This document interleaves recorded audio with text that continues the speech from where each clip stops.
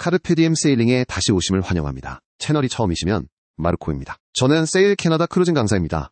오늘 영상에서는 항해 보조물과 올바른 사용법에 관해 말씀드리겠습니다.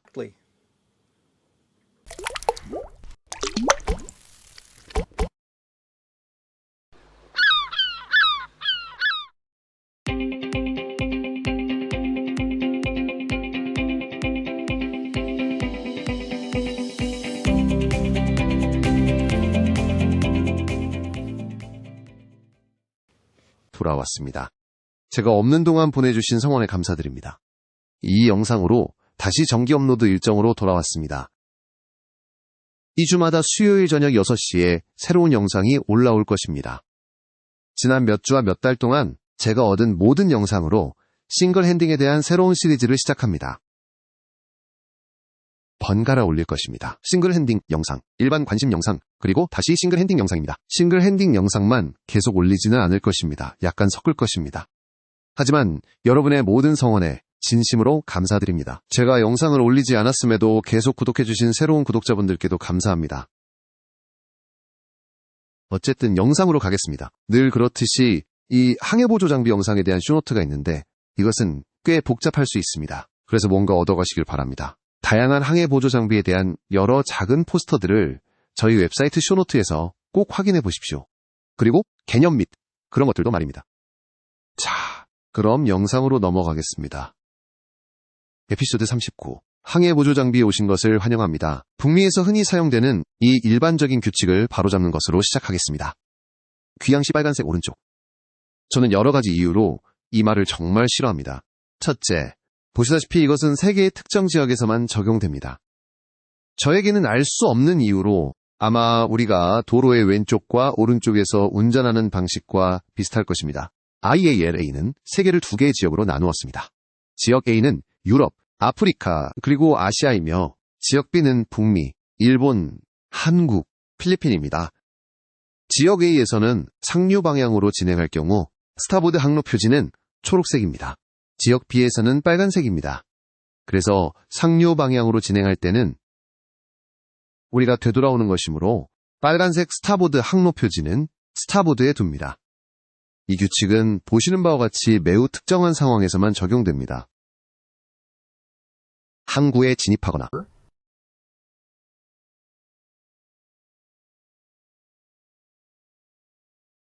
강에서 상류로 이동할 때입니다. 이 예시들은 제가 사는 B지역 수역에서 가져온 것입니다. 따라서 상류로 진행할 때는 스타보드 항로 표지가 파악되어 스타보드에 둡니다. 그렇다면 상류 방향은 정확히 어떻게 정의될까요? 북미에서는 세 가지 방식으로 정의됩니다. 일반적으로 상류 방향은 서해안에서는 북쪽, 북쪽 지역에서는 동쪽, 그리고 동해안에서는 남쪽입니다. 이것은 제가 이미 언급했던 두 가지 예시, 즉 항구 진입이나 강 상류 이동에 추가됩니다. 이것이 항로 표지가 해당 위치에 설치되는 이유이지만 매우 혼란스러울 수 있습니다. 항로 표지에 어느 쪽에 있어야 할지 확실히 아는 유일한 방법은 차트를 보는 것입니다. 얼마나 혼란스러울 수 있는지 몇 가지 예시를 보여드리겠습니다. 이 예시에서 차트의 오른쪽 하단에 있는 레드너 리치에서 북쪽으로 진행할 때 수로 양쪽의 스타보드 항로 표지를 만나게 될 것입니다. 우드워드 리치에서 동쪽으로 진행할 때도 마찬가지입니다. 이는 여러 수로가 합쳐지고 항로 표지가 특정 수로를 위한 것이기 때문입니다. 또한 가장 많은 상업용 선박 통행이 발생하는 곳에 배치됩니다. 또 다른 예시입니다. 이 예시에서 차트를 보면 깊은 수심이 스타보드 데이 비콘의 서쪽에 있다는 것이 분명합니다. 화면 가장 왼쪽에 있는 빠르게 깜빡이는 빨간색 등대는 남서쪽에서 올라오는 수로를 위한 것입니다. 그리고 조지아 해협으로 향하는 많은 예인선 통행 때문에 이 통로에 다시 배치됩니다. 화면 가장 오른쪽에 보이는 깜빡이는 빨간 불빛은 그 위치에 BC 페리독으로 들어오는 페리를 위한 것입니다. 결론적으로 말씀드리자면 지도에 세심한 주의를 기울이시면 그러면 색상이나 일반적인 규칙과 상관없이 항해 보조물과 관련하여 안전수역이 어디인지 알게 될 것입니다. 뿐만 아니라 얼마나 가까이 다가갈 수 있는지도 아실 것입니다. 보조물의 올바른 쪽에 있지만 너무 가까이 있는 배의 흔한 상황입니다. 불빛 남서쪽에 배가 자초된 두 번째 암초는 실제로는 불빛으로부터 약 600피트 떨어져 있습니다. 확신이 서지 않을 때에는 지도를 보십시오. 추측하지 마십시오. 좋습니다. 제 요점을 말씀드렸습니다. 이제 항해 보조물 시스템과 다양한 보조물들이 어떻게 생겼는지 살펴보겠습니다. 번역문, 각 보조물을 세분하여 설명하겠습니다. 번역문, 그리고 다양한 보조물들을 지나는 배의 경로를 보여주는 짧은 애니메이션 두어편으로 내용을 정리해보겠습니다. 번역문, 측면 보조물부터 시작하겠습니다. 이들은 보통 포트나 스타보드에 두기 때문에 그렇게 부릅니다. 번역문, A 지역에서 상류 방향으로 진행할 때 스타보드에 두는 스타보드 보조물은 녹색입니다. 번역문, 불이 켜져 있으면 불빛은 녹색이고 모양과 상단 표식은 원뿔형이며 홀수 번호입니다. 번역문, 포트 보조물은 빨간색입니다. 번역문, 불이 켜져 있으면 불빛은 빨간색입니다. 번역문, 모양과 상단 표식은 평평하고 짝수 번호가 매겨져 있습니다. 번역문, B 지역에서 스타보드 보조물은 빨간색입니다. 번역문, 불이 켜져 있으면 불빛은 빨간색입니다. 번역문, 모양과 상단 표식은 원뿔형이고 짝수 번호가 매겨져 있습니다. 번역문, 포트 보조물은 녹색입니다. 번역문, 불이 켜져 있으면 불빛은 녹색입니다. 번역문, 모양과 상단 표식은 평평하며 홀수 번호입니다. 번역문, 이것은 B 지역의 분기부표입니다. 번역문, 이 표지들은 두 개의 수로, 즉 주수로와 보조수로를 나타냅니다. 번역문, 이 경우 지배적인 색상과 모양 특징은 스타보드입니다. 번역문, 따라서 주수로를 선택할 때는 이 부표를 스타보드 쪽에 두십시오.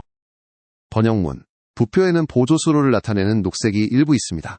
따라서 보조수로를 원한다면 번역문, 이 부표는 포트 보조물로 취급하고 상류로 진행할 때 포트에 두십시오. 참고로 화면 중앙에 있는 가장 큰 부표는 필러 부표라고 합니다.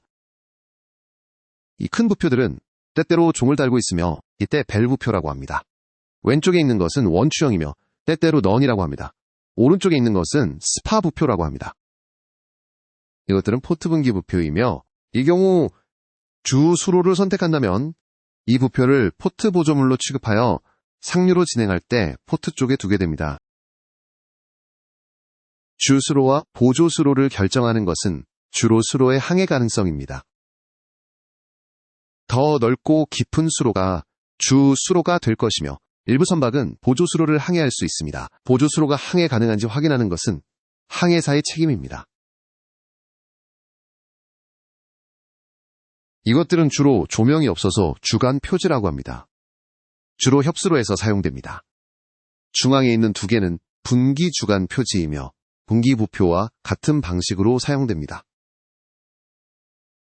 이것은 항로부표이며 항구에 진입하거나 나갈 때 포트 쪽에 두는 것으로 도로의 황색선과 다소 유사합니다.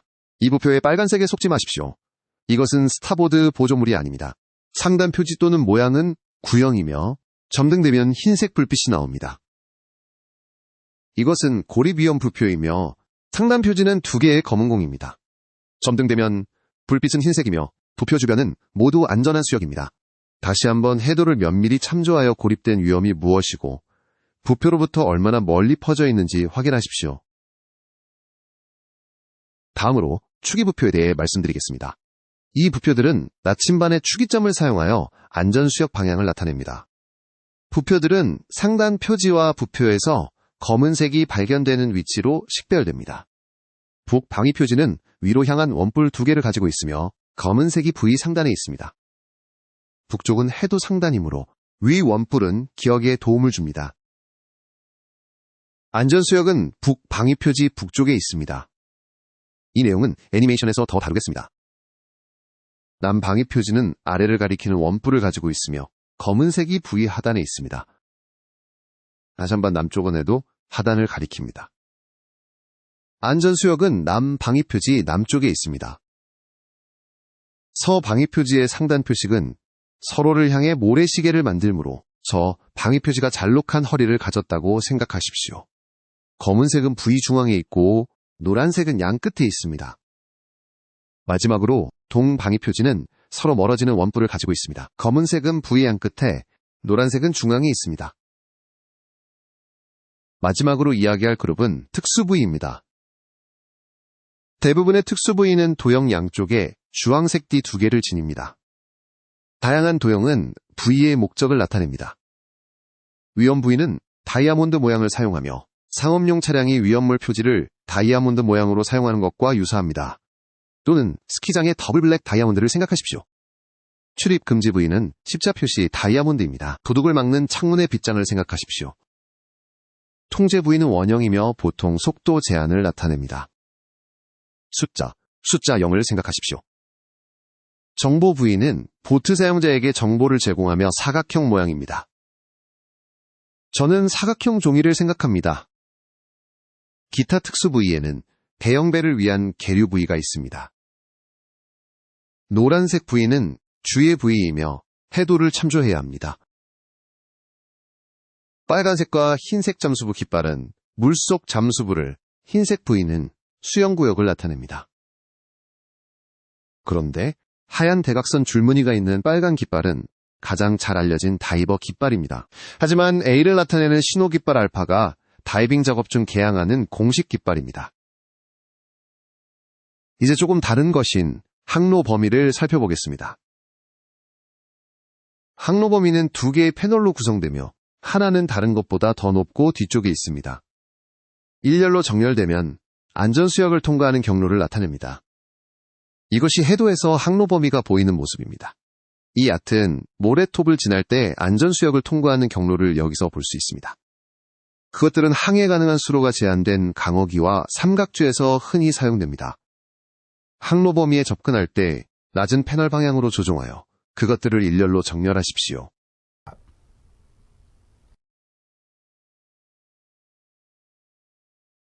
저는 이 비디오를 리전 A에서 배의 경로를 따르는 두 개의 짧은 애니메이션으로 마무리하겠습니다. 리전 B의 상류와 하류 모드를 보여드리겠습니다. 여기서 포트에 항로 부표가 있는 배를 봅니다. 리전 A에서는 스타보드 보조물이 녹색이므로 배는 녹색 부표들을 스타보드에 둡니다. 여기서는 방위 부표들을 볼 수 있습니다. 방위 각각의 안전수역이 있으며 해도의 위쪽이 북쪽입니다.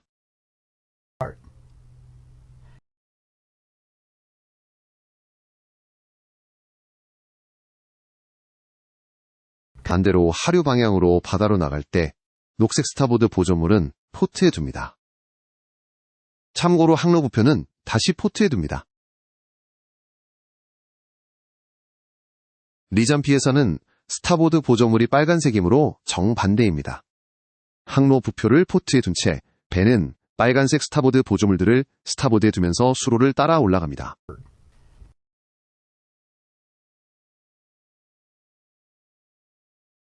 바다로 향하거나 하류로 이동할 때 빨간색 스타보드 보조물들은 포트에 둡니다.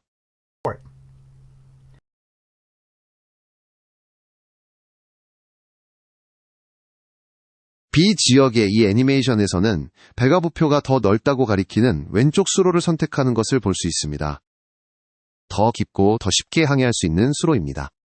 일단 왼쪽 수로로 진입하면 다가오는 모든 보조물은 평소와 같은 방식으로 다루어집니다. 이 경우 빨간색 스타보드 보조물들을 스타보드에 둡니다. 여기서 주변 전체에 안전수역이 있는 고립 위험 부표를 또한 봅니다. 더 좁고 덜 항해 가능한 보조수로는 오른쪽에 있습니다. 그리고 만약 이 수로를 선택한다면 분기 부표는 포트 보조물로 간주되어 포트에 둡니다. 패스 에피소드는 격주 수요일 오후 6시에 업로드됩니다. 제가 출항을 시연할 때 다음번에 뵙겠습니다. 혼자서 독을 떠나는 새로운 시리즈의 첫 영상입니다. 시청해주셔서 감사합니다. 그때까지 저는 여러분 모두에게 순풍과 순항을 기원합니다.